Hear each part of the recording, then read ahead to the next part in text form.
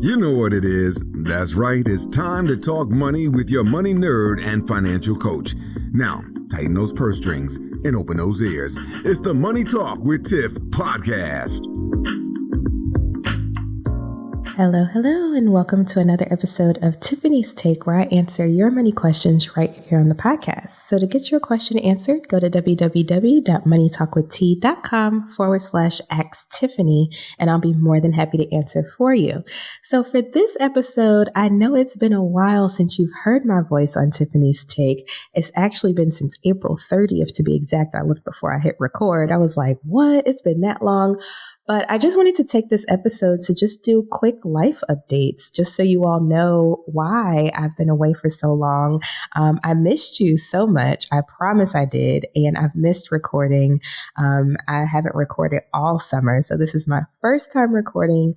So hopefully you've been keeping up with some of my previous recorded interviews with some awesome people. If not, I'll make sure I have some of those links in the show notes, or you can just go back in some episodes as you're listening now.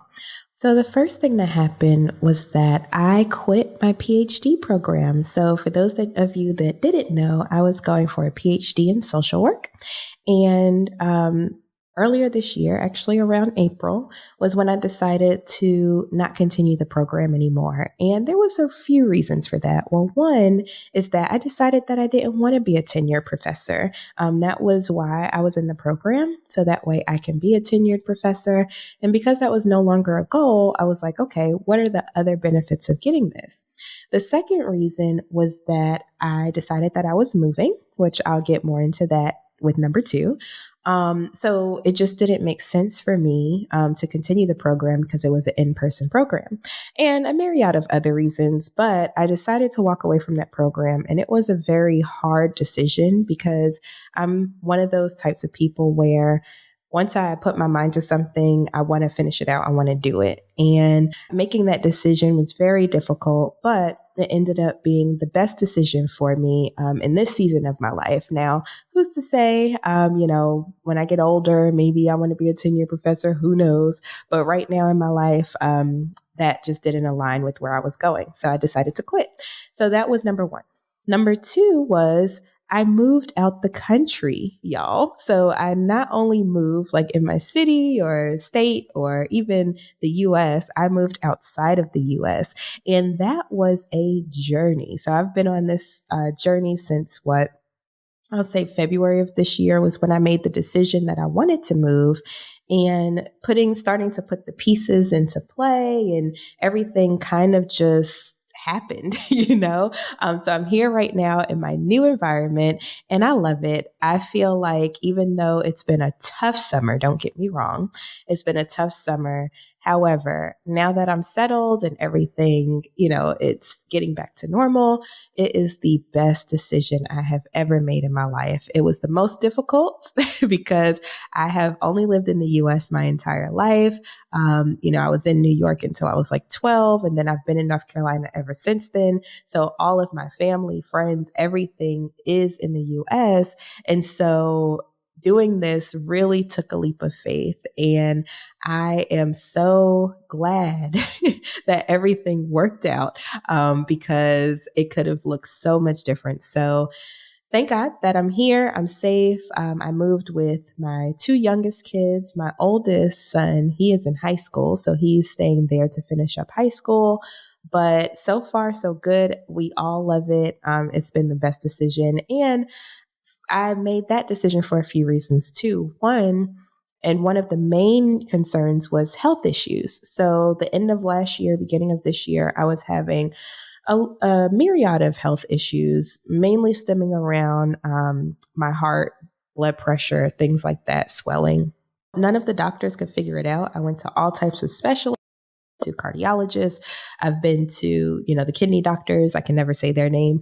Nephrologists, I think it is. But anyway, I went to all of those types of doctors. I was hospitalized a few times the end of last year, and nobody could figure out what was wrong with me. And so when I went to out the country the first time, I noticed that I had stopped taking on my blood pressure medicine, and my blood pressure was fine. And so I'm like, what is it that is not getting along with me here in the States? And after being away for so long, I went back and visited in July. And I realized what it is. It's the food. It's the food. It's the environment. There's so many things that are killing people in the US, and it's not like that in other parts of the world. And so, that was one of the main reasons. Another reason was just to give my kids a new experience. They have been loving it so far, doing things that they've never done. Even me doing things that I've never done before. Y'all, I hand washed clothes and put them on the line. Like, that is the simple living that I have been craving for so long. We also are outside more. And I noticed that here where I'm living now, everybody's outside, everybody's active, everybody's doing something. Even the older people, like there's an older guy in my neighborhood. He's like in his 60s and he's doing backflips and front flips, you know? And so I was like, this is somewhere where I would love to be, and I would love to raise my kids as well.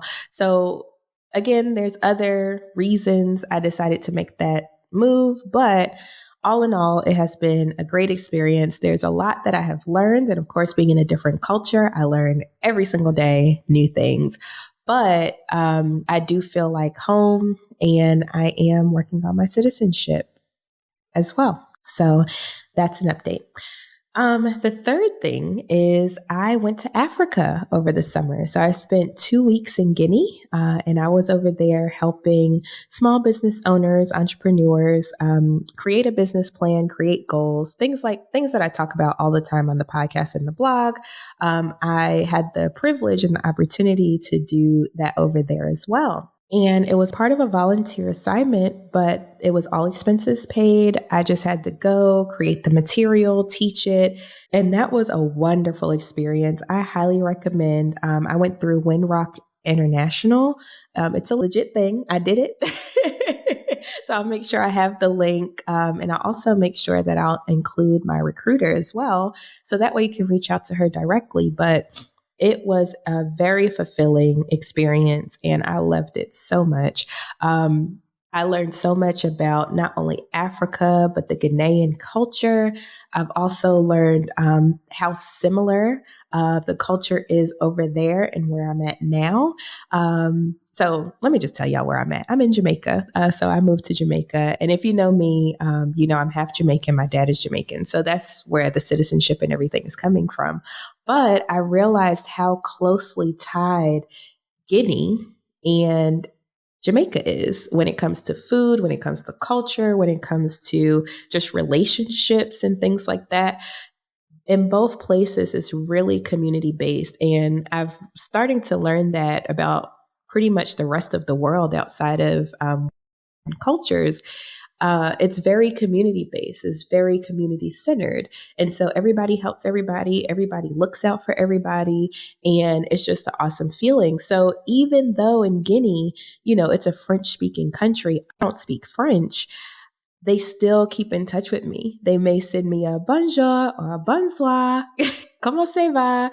Like, how are you? You know, and, you know, I have to go to Google Translate to make sure that I can communicate back and forth. But even with a language barrier, the quality of relationships and the people checking on you and things like that, it's just an awesome feeling. So I highly recommend that everybody, especially Black Americans, take a trip to Africa, y'all, at some point in your life, because it was a very eye-opening experience. And then you also realize that you can live with way less than what you have. So when I moved, I literally moved in suitcases for the most part. I shipped one barrel, but outside of that, which was mostly food, which we can get into that another time, but I moved in suitcases. So that's all I have. And I don't miss any of that stuff that I had in the US at all. Like, I have no desire to accumulate that much stuff again, but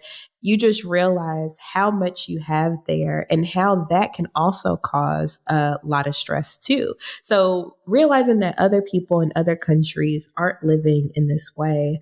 So all of that to say, it has truly been an eye-opening summer for me. And even though I missed you all so much, I can tell you that this has really expanded my purview, and I have even more content ideas to share with you, especially about being an expat and moving out of the country.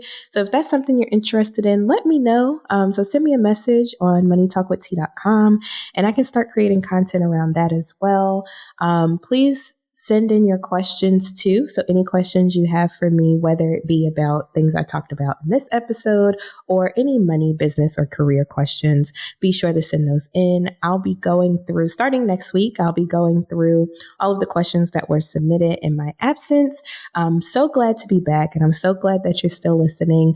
I have a ton of gems to share with you as we move forward. So make sure that you're subscribed, make sure you like, share, all of those good things. So that way you don't miss any of these episodes. And of course, as always, on Thursdays, we have the interviews. Those will still be pumping out as well. So I got a lot of content for y'all. So make sure you check it out. And then also make sure you check out the blog too, because even while I was away, I was still posting blog content as well. And there's some good information there. And I might turn some of those blogs into podcast episodes. So we'll see. Anyway, I just thought it would be good to share with you what I had going on and why I was away for so long. But now that I'm back, I'm ready to rock and roll. I'm ready to give you some more good gems. So anyway, I hope you all have a wonderful rest of the day, and I will see you next week for Tiffany's Take on Tuesday. Bye. Thank you for listening, joining, and being a part of the Money Talk with Tiff podcast this week. You can check Tiff out every Thursday for a new Money Talk podcast. But if you just can't wait until next week, you can listen to previous podcast episodes at moneytalkwitht.com or follow Tiff on all social media platforms at Money Talk with T. Until next time, spend wise by spending less than you make. A word to the money wise is always sufficient.